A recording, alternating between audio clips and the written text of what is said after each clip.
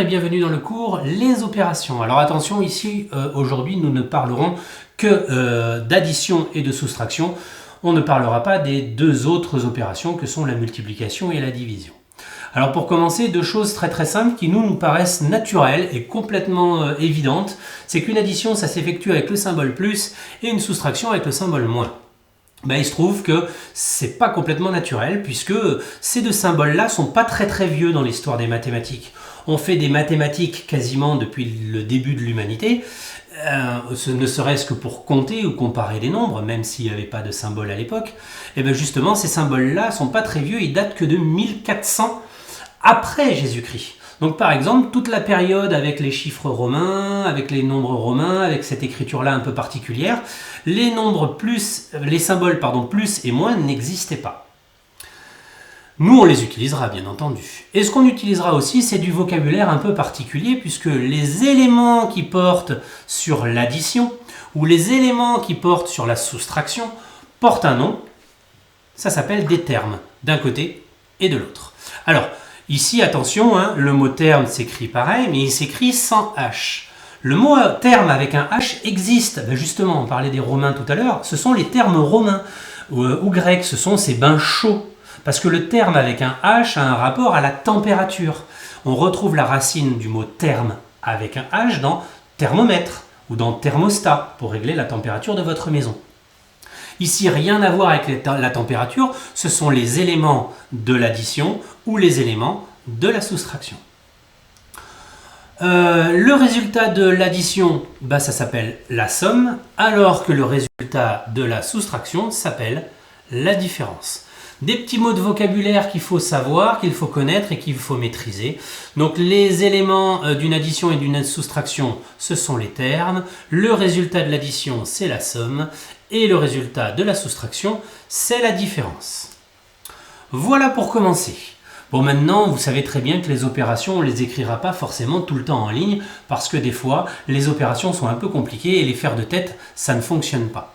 Donc pour additionner ou soustraire, on fera bien attention de poser les éléments au-dessous les uns des autres. Et là, c'est là que je vais commencer un peu à me fâcher.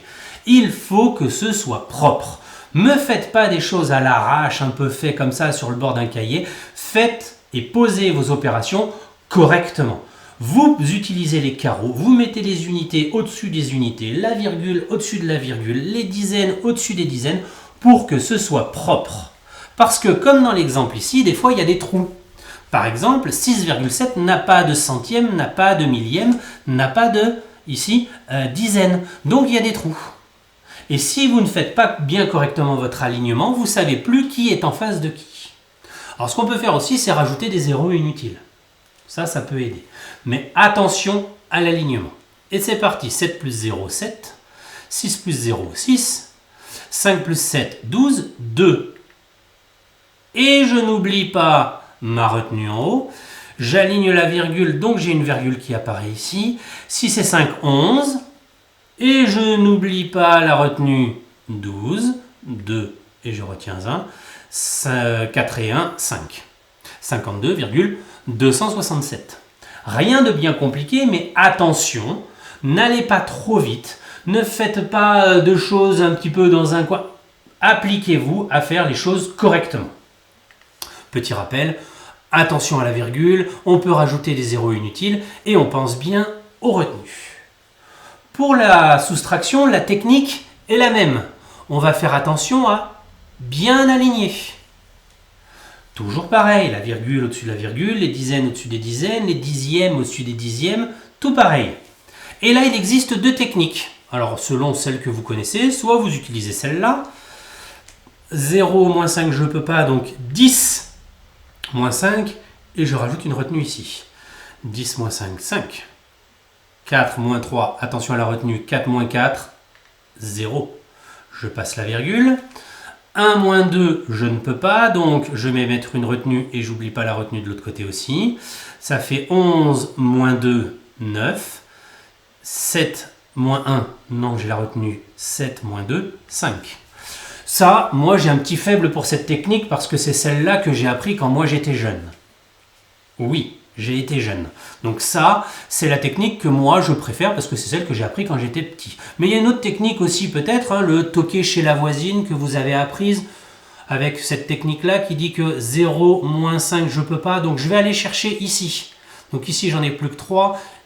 Avec celui-là, ça fera 4. Mais donc ça me fait 10, moins 5. 10 moins 5, 5.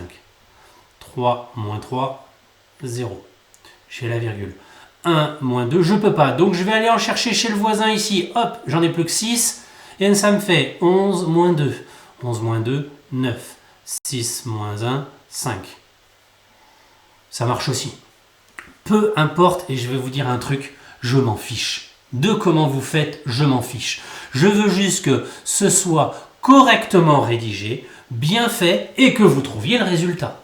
Donc, peu importe la technique, on s'applique, on fait les choses bien correctement, et on trouve le bon résultat. Voilà. Qu'est-ce qu'il faut retenir à la fin de cette leçon? Premièrement, je connais le vocabulaire des opérations, les termes, la somme, la différence. Deuxièmement, j'additionne les nombres. Je les soustrais également. Et surtout, j'effectue des opérations en les posant. Alors j'aurais presque pu rajouter ici, mais après il n'y avait pas de place, j'aurais pu rajouter en les posant correctement et proprement, en faisant attention à tout ce que j'ai donné comme consigne. C'est ce que j'appelle correctement. D'accord? Donc on fait bien attention. Je sais que ça, ce sont des choses que vous savez faire depuis un bon petit moment, mais attention de les faire correctement et de toujours prendre le temps de bien appliquer toutes les consignes qui ont été données. Sur ce, moi je vous souhaite un bon courage pour la suite et je vous dis à bientôt.